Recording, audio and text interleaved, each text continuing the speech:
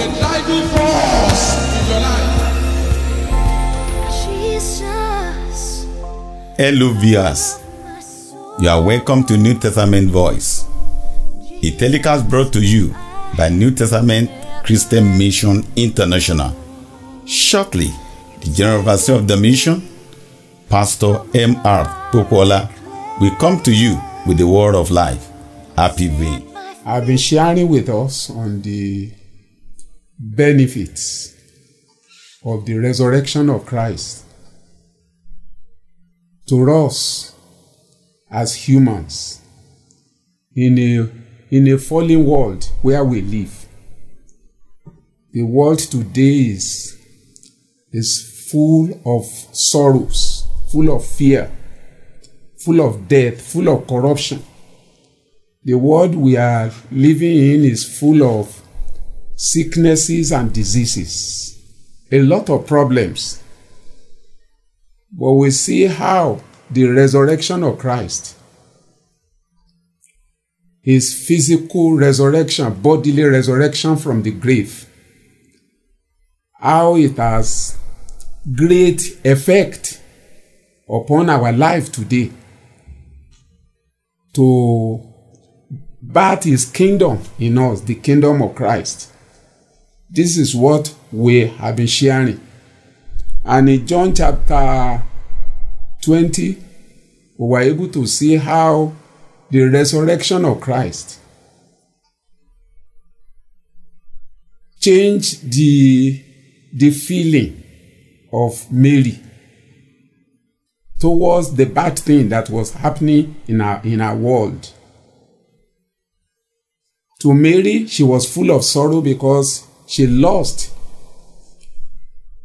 Christ, whom she loved very, very much. But when Christ appeared to her in his resurrection glory, physically, the effect was great. It turned the sorrow in the heart of Mary, it turned it into joy. And we also see in the same chapter 20, that in the second appearance of Christ to his disciples in the upper room, their heart was filled with fear. But the fear of death dominated them to the extent that they closed the room and shut it on themselves. But the physical resurrection of Christ to them inside the room, when they saw him and they believed in his resurrection, we are told that the fear was turned into peace. Instead of fear, they now had peace.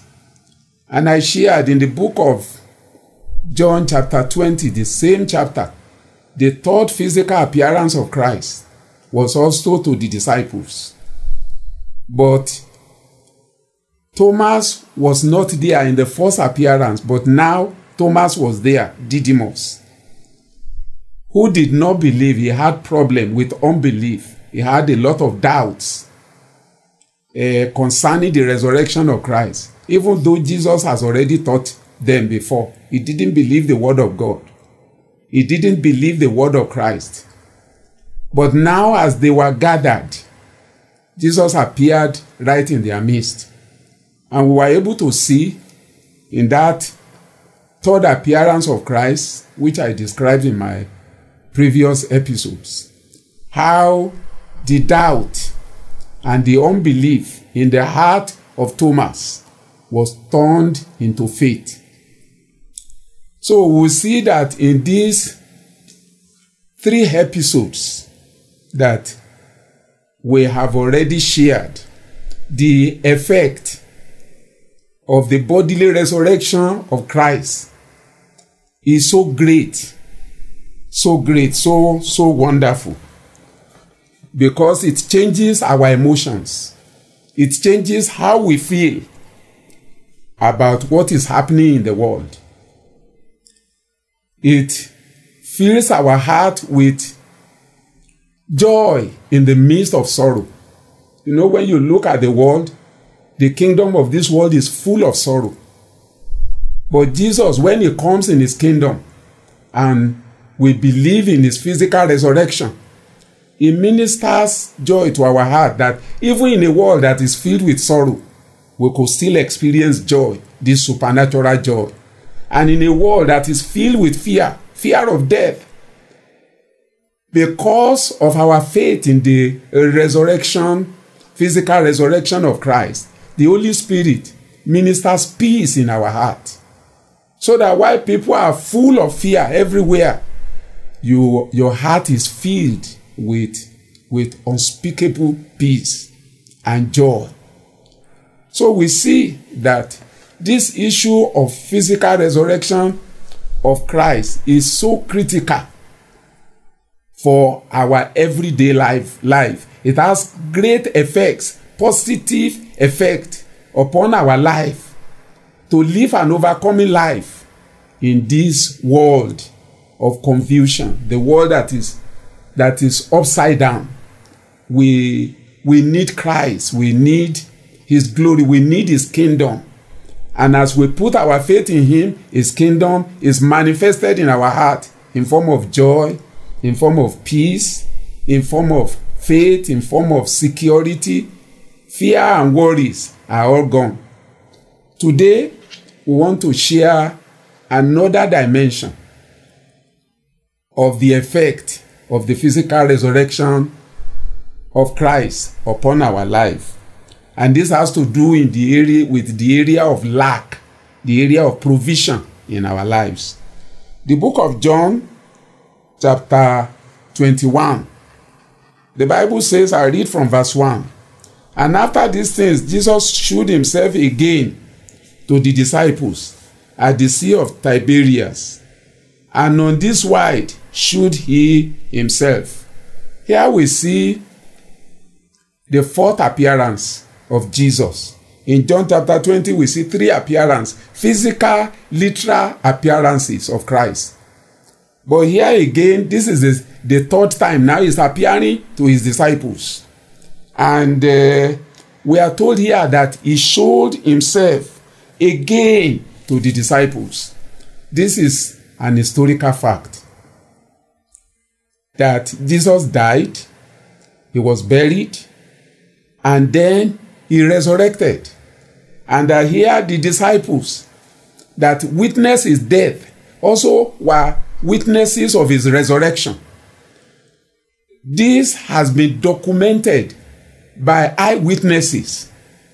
It is so sad today that there are many religions that don't believe in the physical resurrection of Christ, in spite of the fact that the eyewitnesses give us documentary report about this, which we are reading now. People rather believe people who come 700, 600 years later, who now give a different view, contrary to what eyewitnesses have already testified about. So here again is another documentary evidence that Jesus died and he resurrected physically. And then he appeared to his disciples. Then in verse 2, the Bible tells us about 7 disciples that he appeared to here. This is amazing. And we are told that Simon Peter was one of them, one who denied him and ran away when he was arrested. And they knew where he was buried. He's a witness of the graveyard. He saw the clothes that they used to bury him. And here, he was part of those who saw him literally, physically. Then we are told of Thomas. Thomas also here didn't even believe in the resurrection too. But now, this is the second time he's experiencing him. He experienced him in John chapter 20. But here is another second experience for him. It's so wonderful. The resurrection of Christ bodily is a reality. It's an historical fact. And These are eyewitnesses. Then we are told of Nathan of Cana of Galilee. Then 2 sons of Zebedee, that's James and John. And then the 2 other disciples, 7 of them. This was real to them. And I want us to see here that Christianity is not just a religion. It's not a religion, it's a relationship we have with the physically resurrected Christ. And these people had the experience. And in the year 1968, I had a similar experience that turned my life around forever. My life was transformed. My life was changed by the grace of God. And we see here that in verse 3 of John chapter 21, Simon Peter said unto them, I go fishing. They said unto him, we also go with thee. They went forth and entered into a ship immediately. And that night, they caught nothing. I want you to see here, these 7 disciples, Peter was their leader here.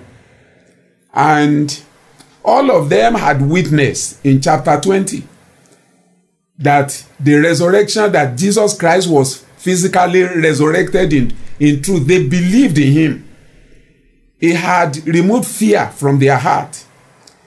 But now, they thought that since they cannot see Jesus physically before and relate to him as they used to relate, instead of trusting him and keep on maintaining their faith in him to provide for them, we see here how they now take it on themselves to make provision for themselves, because they thought that it was over now.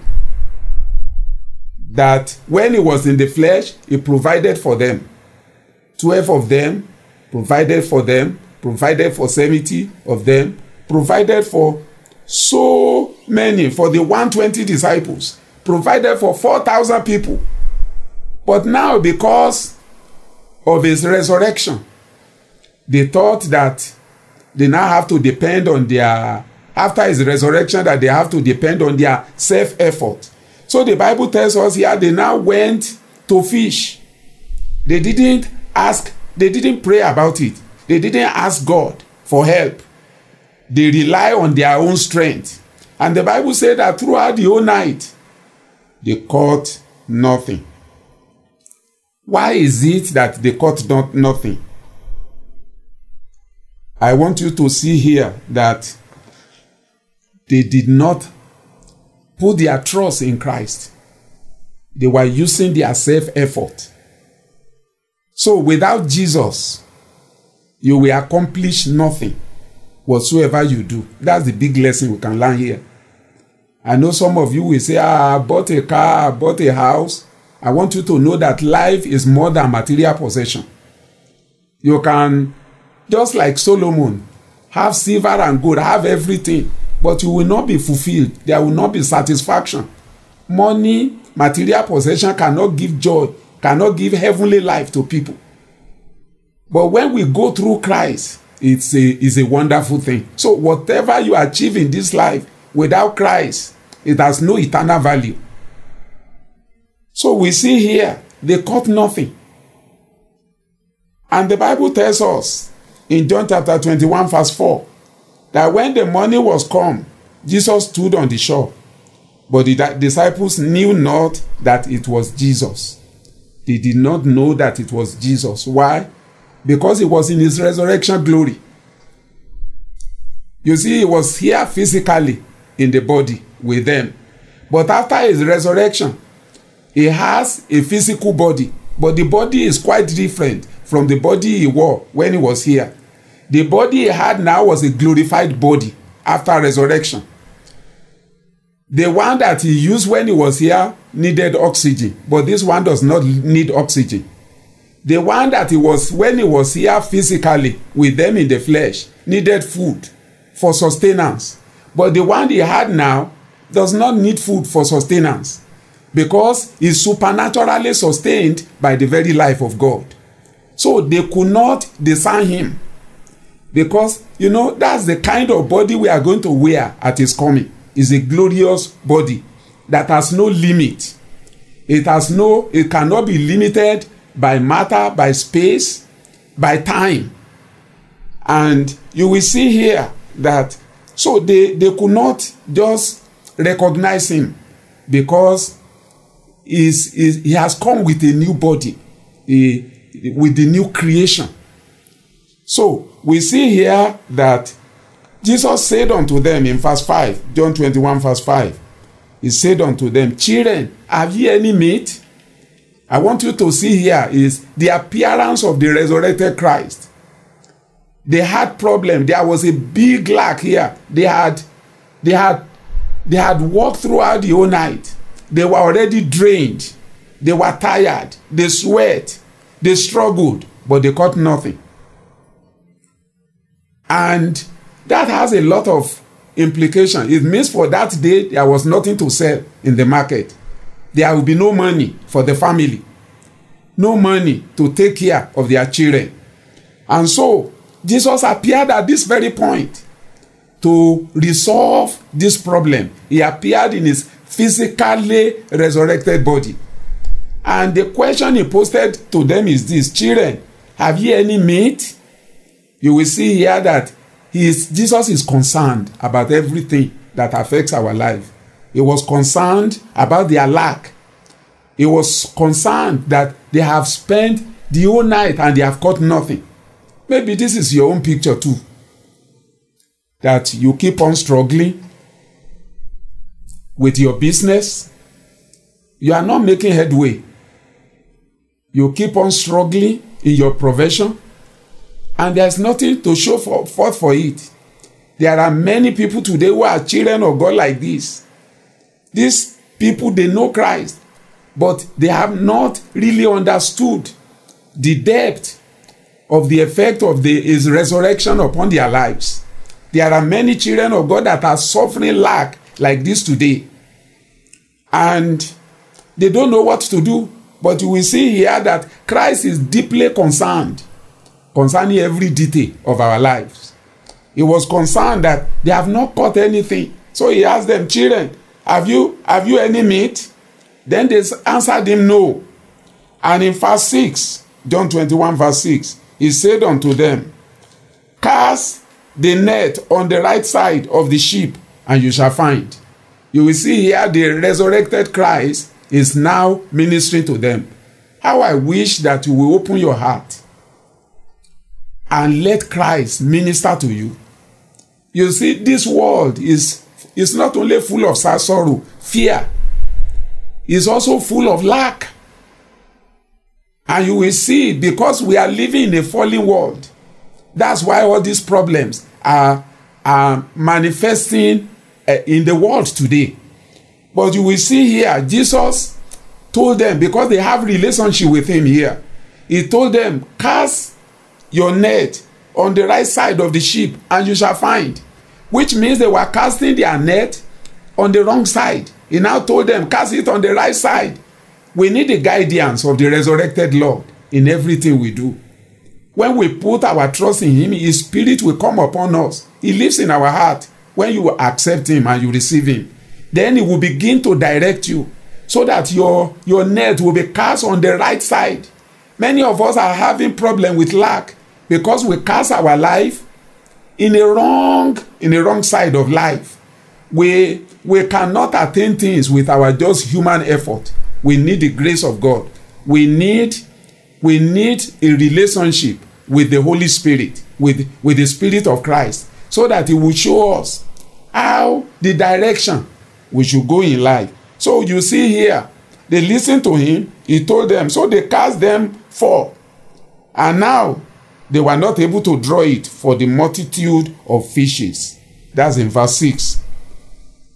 When they now obeyed the resurrected Christ, you will see here how the resurrected Christ addressed the problem of lack in their life. And as they cast the net to the right side, the Bible said they enclosed multitudes of fish, that they were not able to draw it because the net was full of fishes. I pray that this will be your experience. This is God's plan for us.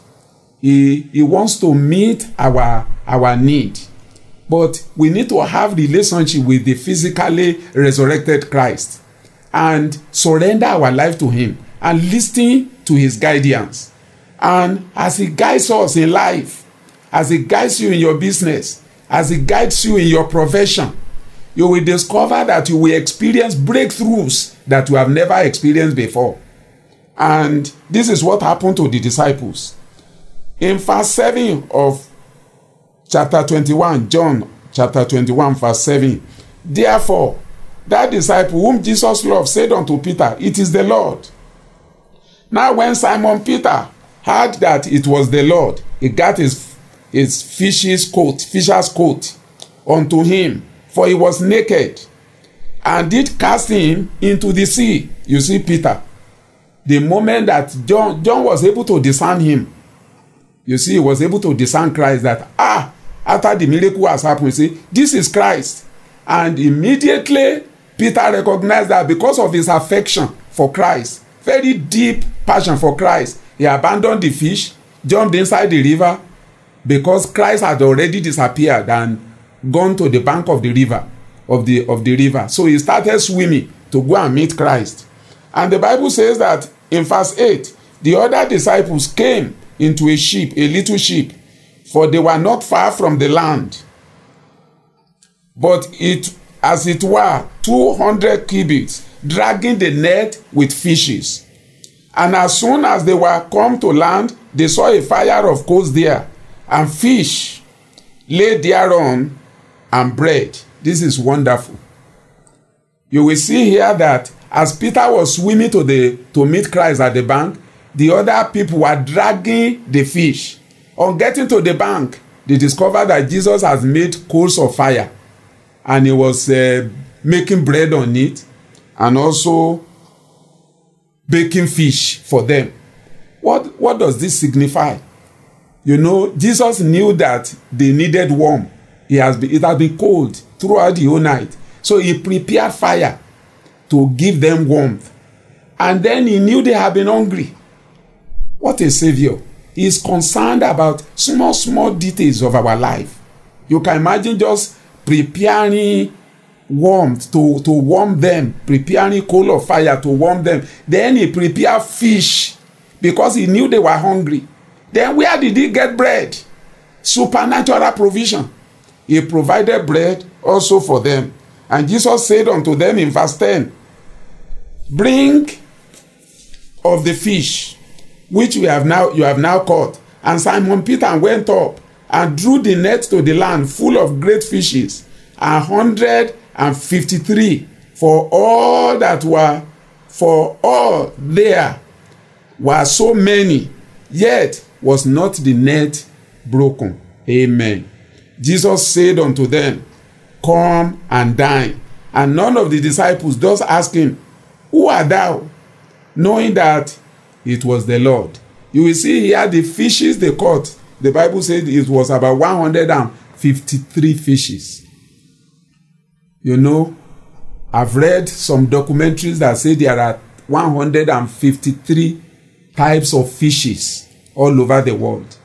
Jesus gave them different type of fishes from the world by giving them the number. The number here is a picture of the different type of fishes that are in the world. And the Bible says that the net did not break. Look at what Jesus did for them here. He provided warmth for them because they were cold. They have been in the cold on the sea. Number 2, he provided bread for them because they were hungry. Then he was baking fish for them because they needed food. And then he provided big miracle for their business. You will see here the resurrected Christ brought an end to their lack. And brothers and sisters, I want to challenge you. Some of you that have struggled for years with your self-effort, but you have achieved nothing. Why not come to Christ and have a living relationship with him? And as you do this, he will not only save your soul, He will not only, he will influence provision as you look up to him by faith, as you maintain your faith in what he has done for us on the cross and by his resurrection. The Holy Spirit will start touching your life and making supernatural provision for you in every area of your life where you may have one lack or the other. That was New Testament Voice. A telecast brought to you by New Testament Christian Mission International. To contact us, please call any of these numbers displayed on the screen.